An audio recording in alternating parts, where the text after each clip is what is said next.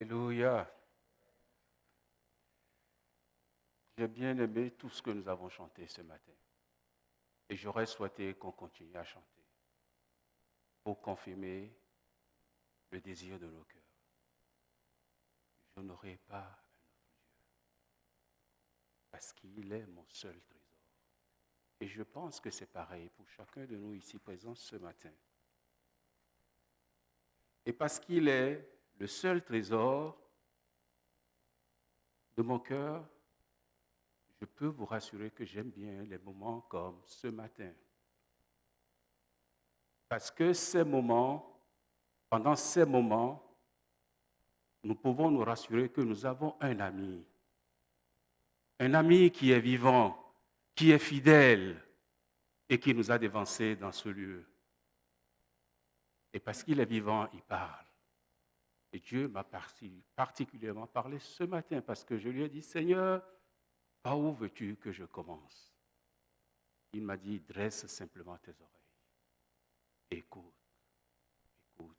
Et dans une prière ce matin, il y a une sœur qui a rappelé à Dieu qu'elle était très loin.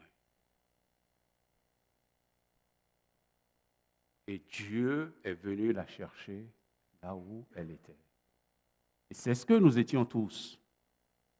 Nous étions très loin de Dieu, mais il est venu nous chercher individuellement. Et il a fait de nous son peuple. Et bien aimé, je veux vous rassurer ce matin que nous sommes le peuple de Dieu. Et parce que nous sommes son peuple,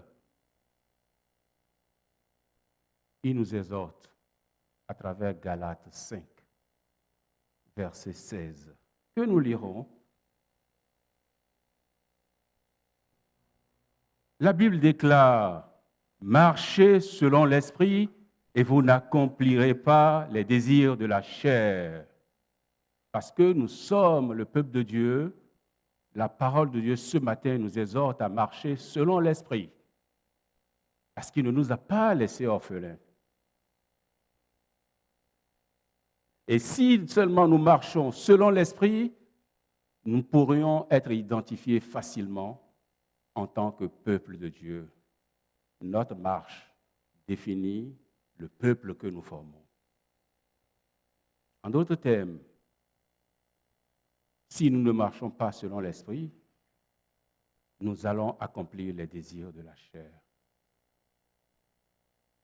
Ce qui m'amène à dire ce matin que la chair a des désirs. La chair a ses habitudes. La chair a ses mœurs. Et l'ensemble de tout ça définit un peuple, définit une société, ce que nous appelons communément le monde. Bien-aimés, il y a tellement de choses qui caractérisent le monde. Mais laissez-moi ce matin introduire la prédication par une caractéristique de ce monde. Une caractéristique de la société d'aujourd'hui, de ce monde en plein 21e siècle, bien-aimés, c'est la division. C'est les conflits. C'est la guerre.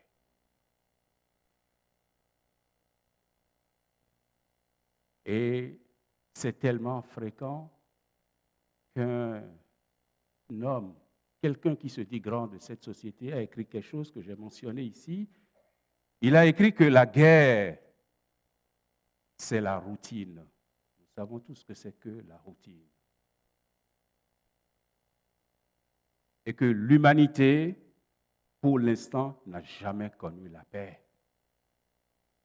Et j'approuve bien cette pensée. Il y a tellement de guerres partout. C'est devenu la routine. À tel point que, jusqu'à aujourd'hui, l'humanité n'a jamais connu ce qu'est la paix. Simplement parce que la paix se définit par l'absence de la guerre. Et la guerre elle-même, c'est la rivalité de pouvoir, la rivalité de souveraineté, que sais-je encore. C'est la rivalité du terrain, du territoire. Et de nos jours, bien aimés, les guerres, à 99%, sont des guerres de territoire. L'humanité, jusqu'ici, n'a jamais connu la paix. Parce que la paix réelle, la paix profonde, la paix sincère, véritable, c'est celle qui vient de Dieu. Et puisque l'humanité n'a pas connu Dieu, puisque le monde ne connaît pas Dieu, elle ne connaît pas la paix, elle ne peut pas connaître la paix. Et la parole de Dieu dans Jean 14, 27, ce matin, déclare, je vous laisse la paix. Je vous donne ma paix. Je ne vous donne pas comme le monde donne. Que votre cœur ne se trouble point et ne s'alarme point. C'est la paix véritable, ça. Et la paix véritable, elle est seulement en Jésus, en notre Dieu. Il donne la paix, non pas comme le monde la donne. Parce que la paix que ce monde donne est une paix précaire, une paix entre deux guerres, une paix entre deux conflits. C'est des moments très courts, c'est des moments très précaires. Mais cette paix que Dieu donne, cette paix, elle a été donnée à travers l'œuvre, à travers l'amour de Dieu, à travers une seule guerre, la guerre la plus courte au monde. Et elle est décrite dans Apocalypse 12, du verset 7 jusqu'au verset 17. La Bible dit, Apocalypse 12, « Et il y eut guerre dans le ciel. Et il y eut guerre dans le ciel. Michel et ses anges combattirent contre le dragon. Et le dragon et ses anges combattirent. Mais ils ne furent pas les plus forts, et leur place ne fut plus trouvée dans le ciel. Et il fut précipité, le grand dragon, le serpent ancien, appelé le diable et Satan, celui qui séduit toute la terre. Il fut précipité sur la terre, et ses anges furent précipités avec lui. Et j'entendis dans le ciel une voix forte qui disait, « Maintenant le salut est arrivé, et la puissance et le règne de notre Dieu et l'autorité de son Christ, car il a été précipité, l'accusateur de nos frères, celui qui les accusait devant notre Dieu jour et nuit. » Bien-aimés, j'aime bien la Bible. J'aime bien les mots. Dans ce verset 10, maintenant, le salut est arrivé. Tu peux laisser, s'il te plaît. Maintenant, le salut est arrivé.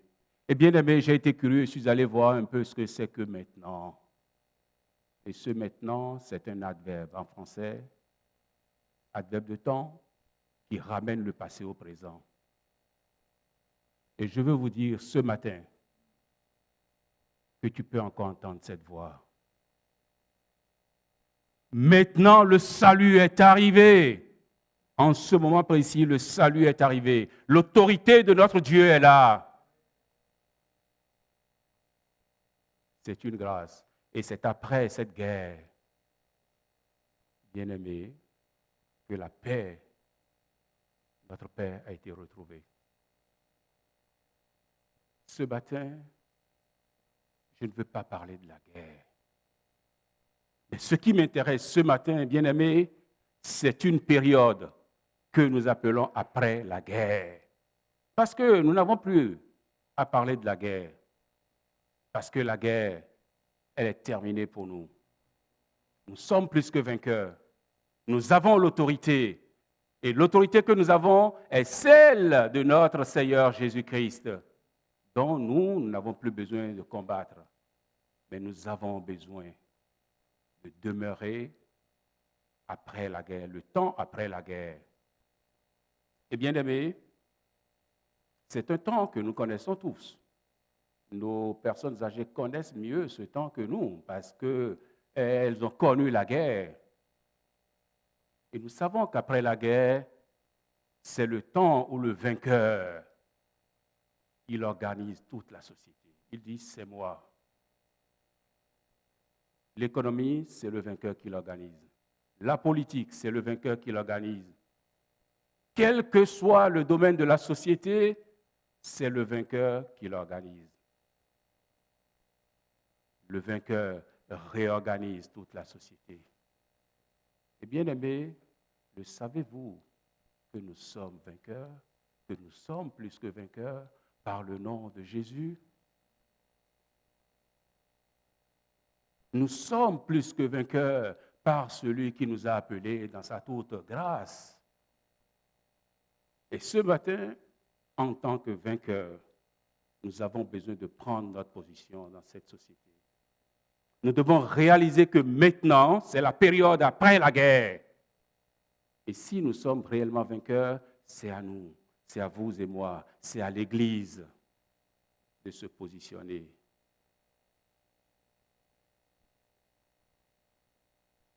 Bien-aimés, nous avons besoin de manifester l'autorité de Christ, la souveraineté de notre Dieu. Et ce matin, ce que la parole de Dieu veut faire simplement, la Bible dit qu'elle ne retourne jamais à Dieu sans avoir accompli le dessein pour lequel il a été envoyé. Et la parole de Dieu ce matin veut parler à son Église, veut repositionner l'Église, veut mettre l'Église en face de ses responsabilités pour dire, Église, vous avez l'autorité de notre Seigneur pour réorganiser cette société, pour intervenir, pour faire écouter la parole de Dieu. Nous avons l'autorité nécessaire pour faire asseoir le règne de notre Dieu. Bien-aimés, en tant que vainqueurs, Dieu nous a revêtis de sa puissance afin que nous devenions maîtres de la place. La guerre est une guerre de territoire et nous avons besoin de prendre conscience que nous avons besoin de devenir maîtres de cette place. Bien-aimés, et le Seigneur m'a conduit dans Genèse 1:1. Tout au début, la Bible déclare que Genèse 1, au commencement, les cieux et la terre. Louis II, au commencement, la terre était vide. C'était un chaos total. Et bien aimé, Dieu, dans toute sa puissance, il a organisé le monde. Il a organisé l'univers. Il a séparé ce qui est à séparer. Il a créé ce qui est à créer. Et le monde est devenu ce que nous voyons aujourd'hui. C'est la puissance de Dieu. Et c'est cette puissance qu'il nous donne ce matin en tant qu'Église pour réorganiser. Lui, il l'a déjà organisé. Et il y a eu destruction, nous pouvons réorganiser encore le monde.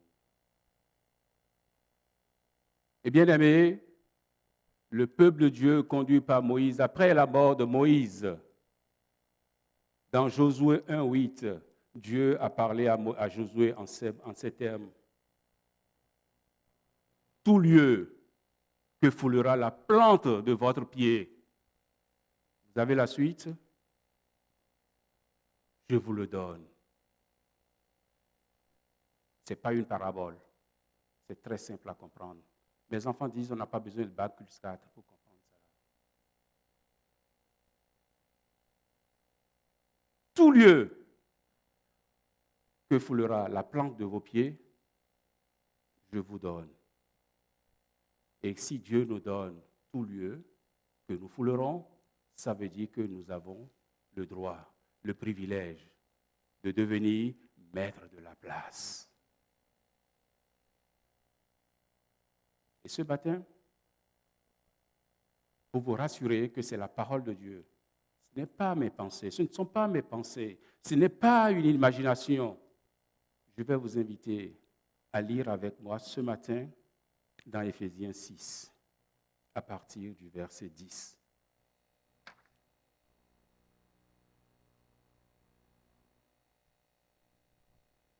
Éphésiens 6, à partir du verset 10. Pour conclure, devenez des chrétiens forts, non par vous-même, mais en puisant vos forces dans les ressources infinies de la puissance du Seigneur. C'est dans la communion avec lui que vous trouverez votre énergie. Couvrez-vous entièrement de l'armure complète que Dieu vous offre, afin de pouvoir tenir ferme contre toutes les ruses de guerre du diable.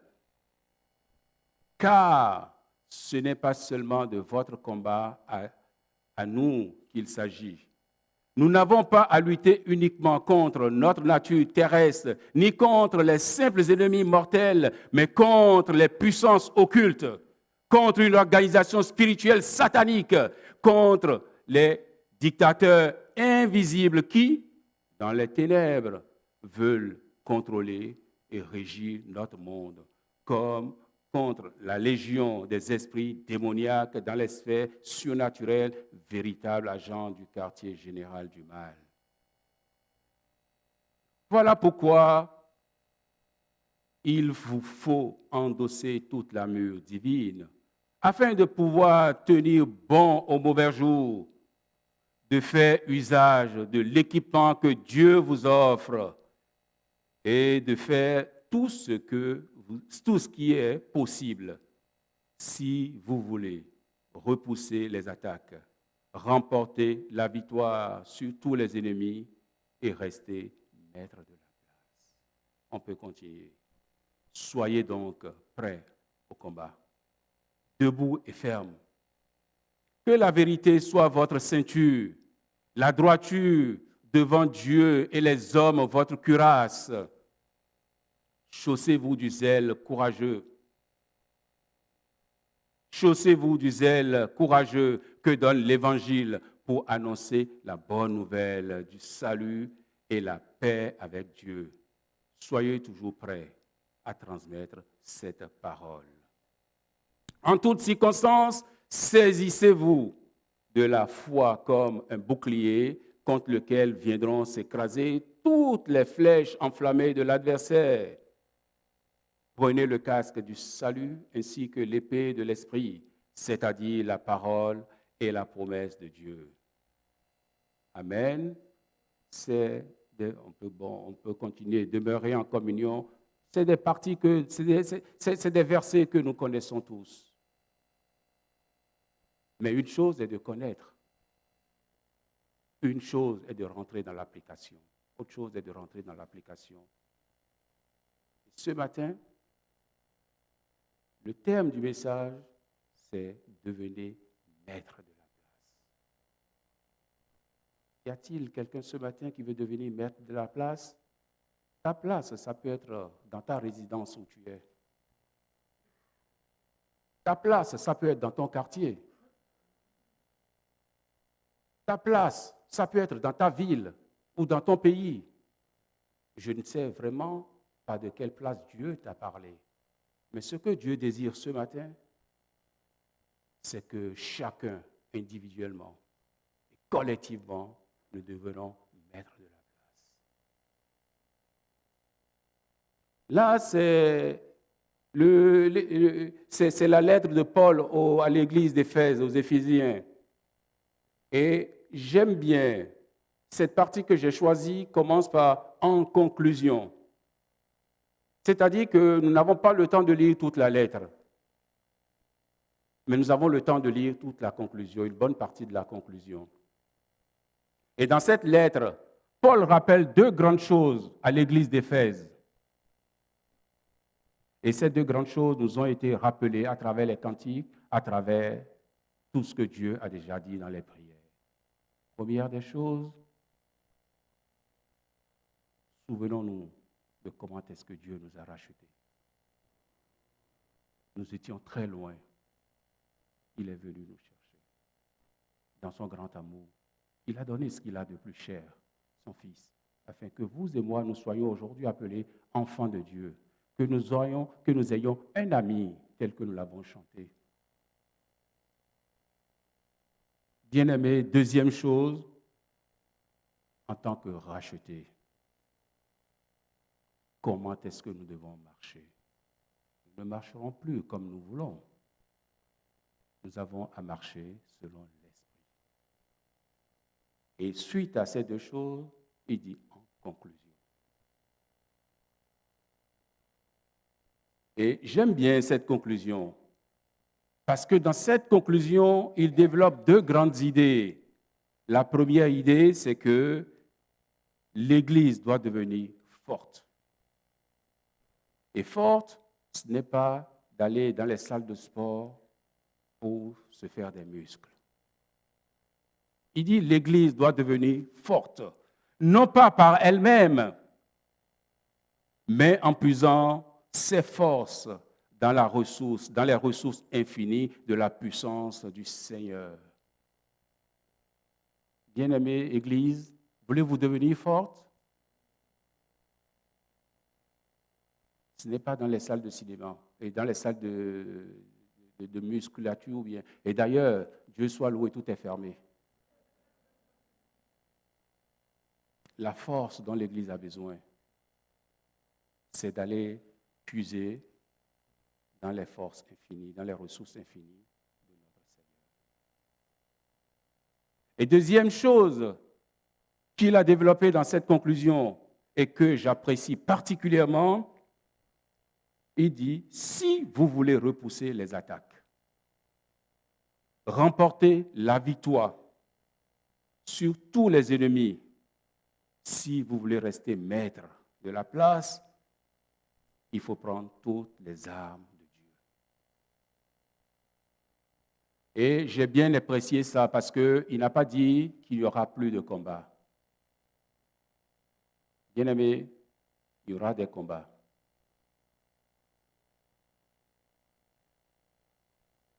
Et ce que j'apprécie, c'est une condition. Si vous voulez repousser les attaques, vous aurez des attaques. Y a-t-il quelqu'un dans cette salle aujourd'hui, ce matin, qui me dira qu'il n'a pas d'attaque? À moins que tu ne sois pas en Christ. J'en ai, et vous en avez. Mais je veux vous rassurer ce matin que si vous voulez repousser les attaques, d'abord, la Bible est claire, il vous faudra prendre toutes les armes de Dieu. Si vous voulez remporter la victoire, sur qui? Sur les ennemis. Parce que nous avons des ennemis.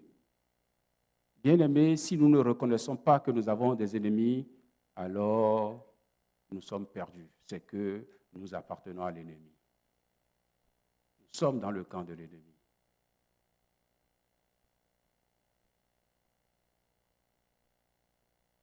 Et l'ennemi, qu'est-ce qu'il voudra? Il voudra vous prendre votre autorité. L'ennemi connaît notre autorité. Et si nous avons des doutes sur notre autorité, sur le pouvoir que nous avons en Jésus, rassurez-vous, il est très rusé. Il nous prendra cela tout de suite. Et dans ce pays, j'ai vu des autorités sans pouvoir. Ils ne porteront que le manteau d'autorité, mais ils seront sans pouvoir, parce qu'ils ont vendu leur autorité. À l'Église, il y en a des autorités sans pouvoir. Dans les maisons, il y en a, parce que la première forme d'Église, c'est la maison d'abord, des autorités sans pouvoir. Ce qui fait que, quand tu es sans pouvoir, tu ne peux pas repousser l'ennemi. Bien-aimés, ce matin, Dieu nous interpelle. Dieu veut que son Église soit forte. Et pour que l'Église soit forte réellement, il faut qu'on revienne à Dieu, qu'on réalise que notre source, que notre force ne viendra pas de mon épouse, de mon pasteur, mais de Dieu. C'est vrai, les pasteurs sont là. Ils prient pour toute l'Église. Ils vous appellent individuellement. C'est bien. Mais dans les attaques, vous avez besoin d'être particulièrement fort. Parce qu'il y a des attaques que les autres ne connaissent pas. Vous avez des attaques parfois qu'ils ne connaissent pas. Parce qu'on ne peut pas tout donner, on ne peut pas tout dire. Eh bien, écoutez, combien sommes-nous dans cette salle? Ils ne sont que 2 pasteurs. Si on va les voir pour leur raconter toutes les attaques que nous avons, je crois qu'ils ont la mémoire bien courte pour en oublier une bonne partie. Sans oublier qu'ils ont leurs attaques aussi. Église, nous avons besoin de devenir forte. Et notre force, c'est dans les ressources de notre Seigneur que nous allons l'épuiser. Je disais que la guerre est une guerre de territoire. Il faut que nous prenions conscience. Et dans Genèse 15, à partir du verset 1 jusqu'au verset 7, et spécifiquement le verset 7 sur lequel je veux m'arrêter, c'est un texte que nous connaissons, c'est la promesse de Dieu à Abraham. L'Éternel dit encore, « Je suis l'Éternel qui t'a fait sortir d'Ur en Chaldée pour te donner en possession ce pays. »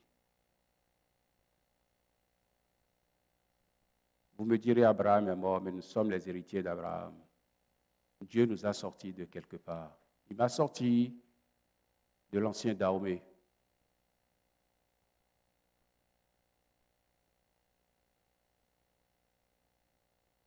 Et il m'a ramené dans ce pays. Pour me donner ce pays, si vous ne le voulez pas, moi je le veux, pour l'Éternel. On me dira, mais c'est un rouquin, lui-là. Oui, je suis rouquin, je suis blanc, mais je réclame ce pays pour l'Éternel. Bien-aimés, c'est la guerre des territoires. Si Josué pouvait être là ce matin pour nous raconter les attaques qu'il a eues, les combats qu'il a eus avant de pouvoir conduire le peuple sur la terre promise. Bien-aimés, nous allons nous retrousser les manches, nous allons comprendre qu'il nous reste encore à faire. Et je bénis le Seigneur pour une prédication de Yava, où il a parlé des attaques de Josué, il a parlé des combats de Josué. Et ce matin, je veux simplement rappeler au peuple de Dieu qu'il n'y a rien de nouveau sous les cieux, dit la parole de Dieu. Il n'y a rien de nouveau sous les cieux. Et pour notre mémoire, vous allez me dire, non, nous ne sommes plus en recherche de territoire. Mais écoutez, nous sommes tous des hommes. Il y a quelque chose qui s'est passé il y a juste quelques années, le 21 juillet 1969. Je ne sais pas si ça rappelle quelque chose. 2 Américains, Armstrong et Aldrin.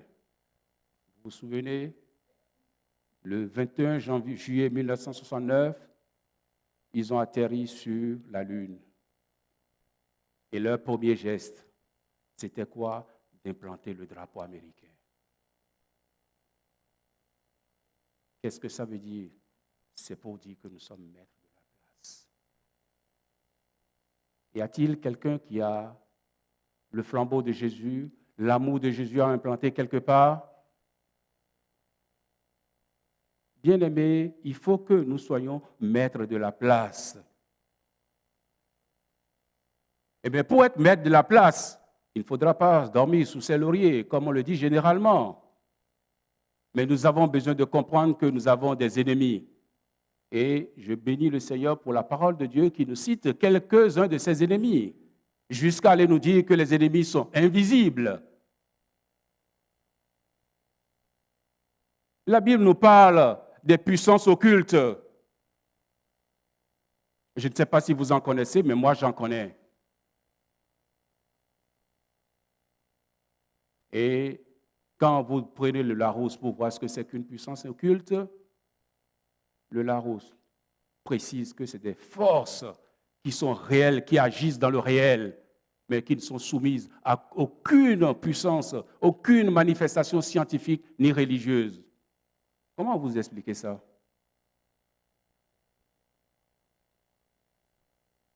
En science, on connaît la manifestation des forces. On sait calculer les forces. Et en fonction des calculs, on sait comment réagir, comment aller contre. Mais des forces qui ne sont soumises à aucun calcul scientifique ni religieux. Bien-aimés, aller contre une force pareille, il vous faudra l'armure de Dieu, toute l'armure de Dieu. Sinon, vous n'y arriverez jamais. La Bible nous parle des organisations spirituelles sataniques. Je ne vais pas aller plus loin. Je ne sais pas si vous en connaissez. La Bible nous parle des dictateurs invisibles. Ils peuvent être là, mais vous n'allez pas les voir. C'est ça, l'invisible. Quand je dis on est combien aujourd'hui, on me dira on est 13. Parce qu'on n'a pas su qu'il y a un invisible.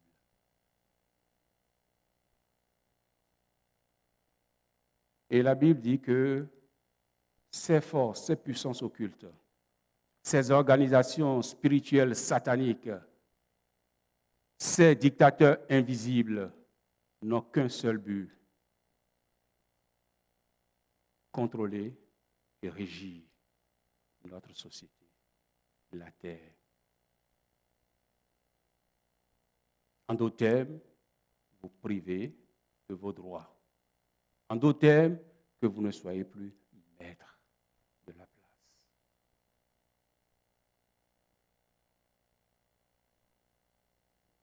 Bien-aimés, la Bible nous rappelle dans Genèse, quand Dieu a fini de tout créer, Dieu a créé l'homme, et qu'est-ce qu'il a donné à l'homme? Il nous a donné le pouvoir d'assujettir la terre. C'est un pouvoir que nous avons. La terre, elle est à nous. Je ne sais pas s'il y a un peuple, un pays sur toute la planète où il n'y a pas d'étrangers. Si vous en connaissez, dites-moi. Au fin fond de pôle Nord, quelque part, il y a quelques années, il y avait un seul Béninois. Je dis gloire à Dieu. Ça veut dire que partout, quelque part sur cette terre, il y a un Béninois quelque part. Et au moins, j'ai deux Polonais. Non, deux Polonais. Il y a le troisième qui vient. Bien-aimés, réalisons que nous avons besoin de nous lever. Nous avons besoin de nous lever et de prendre notre position, de dire, la terre, elle est à nous. Et bien aimé, c'est ce que Paul essaie, c'est ce que Paul essaie de nous dire à travers sa conclusion. Et j'aime bien la Bible qui ne se contredit jamais. Et la même pensée de Paul, elle se retrouve dans Matthieu. Matthieu 5. Les versets 13, 14, 15 et 16, mais vu le temps, nous n'allons pas tout lire. Je vais simplement lire le verset 13, où dans Matthieu 5, la Bible dit, « Vous êtes le sel de la terre. » Vous êtes le sel de la terre, c'est-à-dire l'Église est le sel de la terre. Si le sel perd sa saveur, avec quoi la lui rendra-t-on? Il ne sert plus qu'à être jeté dehors et foulé aux pieds par les hommes. Ce matin, je veux rappeler à l'Église simplement que nous sommes le sel de la terre. Parce que le sel, quand le sel est là, quelque part dans un aliment, le sel donne le goût. Le sel relève la saveur. L'Église doit être le sel de cette terre, de cette ville de Roubaix, de cette France. Nous devons pouvoir donner le goût à cette nation française qui a perdu tout espoir. Parce qu'on ne va pas se leurrer. Aujourd'hui, quand vous rentrez dans la rue, tout le monde marche avec une grande inquiétude. Parce qu'on ne sait pas demain qui sera là. Mais bien aimé, moi j'ai l'audace, je dis, avec la grâce de Dieu, je serai encore là et je vais raconter l'histoire. Je vais dire ce qui se passe. Parce que pour pouvoir raconter l'histoire, il faut avoir survécu.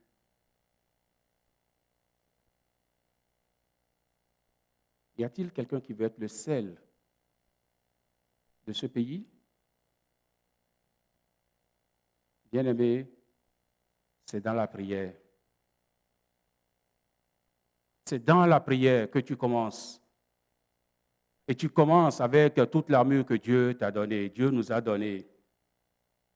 Bien, si nous ne nous levons pas en tant que chrétiens et que nous croisons les bras, les décisions vont tomber, vont encore tomber, et finalement finira par nous affaisser.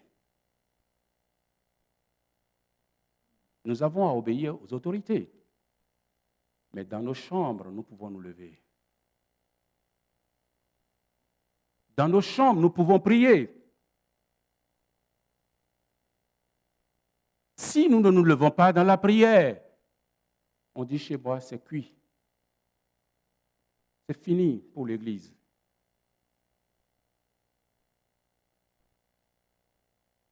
Bien-aimés, je disais tout à l'heure que nous avons besoin de relever le goût, de donner la saveur à ce peuple, à cette nation. Le sel a encore une autre particularité. Le sel a beaucoup de particularités. Mais une deuxième particularité que vous permettrez simplement que je souligne, il n'y a pas de gastronomie au monde qui puisse défier le sel, qui dira, moi je peux faire sans toi. Les Polonais, parce que mon pasteur, non, Lydie n'est pas là. Il y a du sel quelque part. Hein? Il n'y a pas cette gastronomie au monde. Et quand vous allez voir les propriétés du sel, le sel a cette propriété de ressortir le goût du sucré et d'anéantir le goût de ce qui est amer. Je ne sais pas comment vous appréciez la société aujourd'hui. Peut-être que vous la voyez irrécupérable. Mais je veux ce matin dire au peuple de Dieu que quel que soit le goût amer que cette société, que notre monde aujourd'hui peut nous présenter, en tant que sel, nous pouvons changer la perception de ce goût. Mais comment? À travers la prière. L'Église prie très peu maintenant, bien-aimés. Je sais que nous n'avons que 24 heures. Personne n'a plus de 24 heures. Et c'est là où je bénis toute la sagesse de Dieu. Sinon, il y aura certains qui seront plus avantageux. Mais pendant ces 24 heures, combien de temps de prière nous avons en tant qu'Église?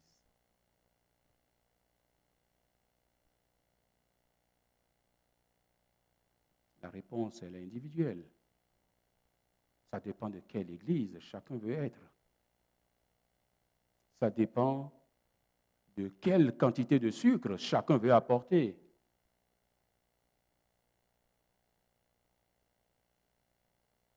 Il paraît qu'on ne sait pas changer le goût de la mer Mais je peux vous dire que mon Dieu, il a pu séparer la mer pour laisser passer son peuple. Le jour où il va se lever de son trône, lui peut changer le goût de la mer. Ce qui veut dire que vous et moi, nous pouvons changer le goût de la mer. Mais la première des choses, c'est de vouloir d'abord. C'est la volonté. Et dès que nous avons la volonté, bien aimés, nous pouvons par celui qui nous a appelés. Pas de nous-mêmes. Parce que de nous-mêmes, on n'est rien, on n'a aucune force. Mais nous croyons à la grandeur, à la puissance infinie de notre Dieu, à qui rien n'est impossible. Je veux simplement dire ce matin que le peuple de Dieu a besoin de se lever.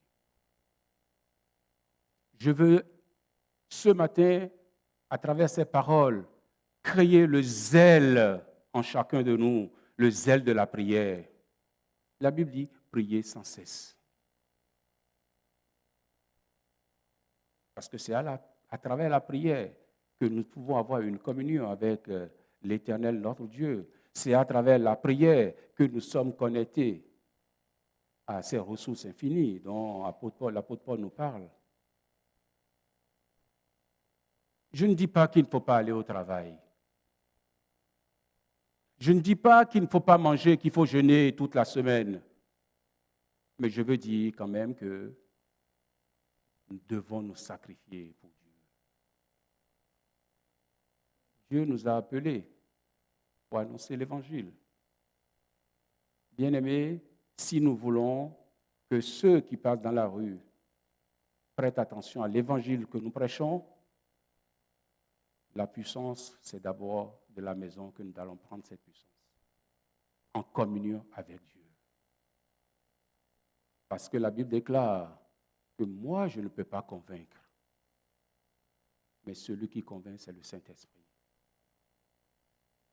Et je peux vous rassurer que vous ne pouvez pas convaincre vous-même, quel que soit le nombre d'étages que vous avez sur votre tête, comme le dit mon pasteur, ton français ne peut pas convaincre. Mais quand le Saint-Esprit vient, c'est instantanément. Et tu vas voir, il va capituler. Il va dire, tu es Dieu. Oh, pardonne-moi, parce que je t'avais ignoré pendant longtemps. Il va commencer à donner gloire, non pas à toi, mais à l'Éternel. Je veux conclure ce matin simplement en disant que nous avons besoin de devenir des disciples. Et dans Luc 6, verset 10, la Bible déclare que,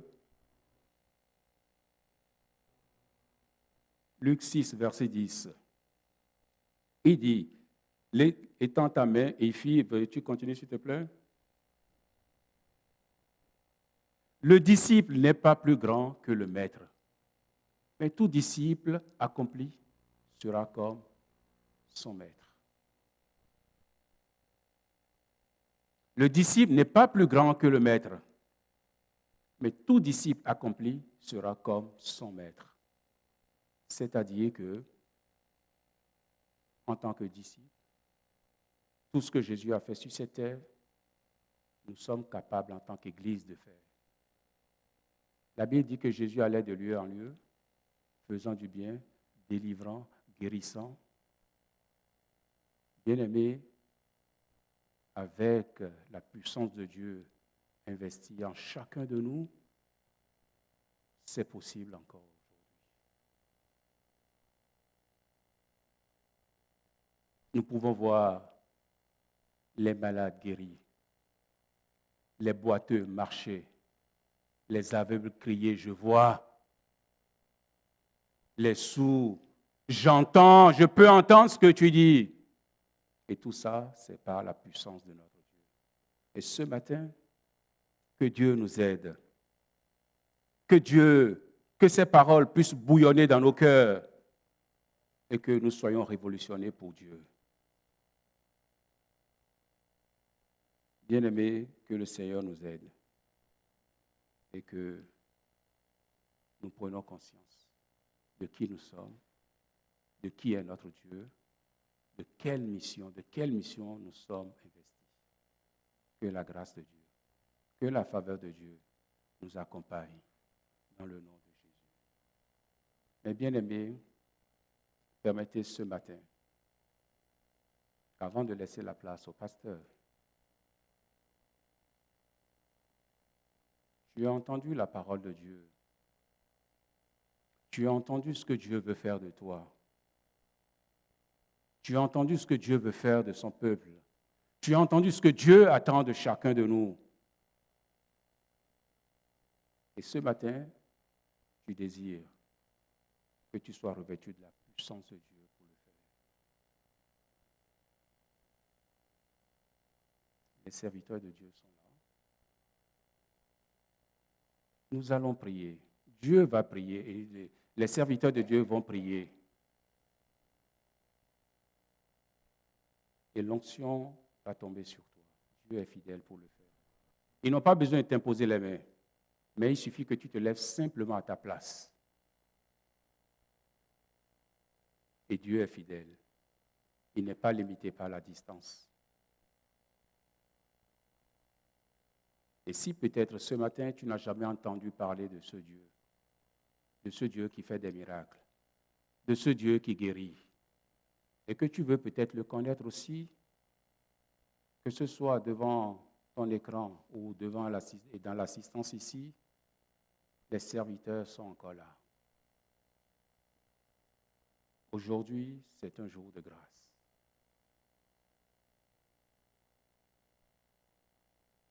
Demain, peut-être, il sera trop tard. Je ne le souhaite pas. Mais demain est un autre jour. Ce que Dieu veut faire maintenant, c'est aujourd'hui. Vous avez toutes les coordonnées de l'Église. Et vous avez les serviteurs de Dieu à votre disposition. Je veux simplement vous rassurer que vous ne les dérangez pas. C'est leur mission. C'est ce qu'ils savent faire. C'est le maçon, il sait construire. Le serviteur de Dieu, il saura te conduire dans la présence du Seigneur. Ce matin, que le Seigneur nous bénisse et que son nom soit loué. Amen.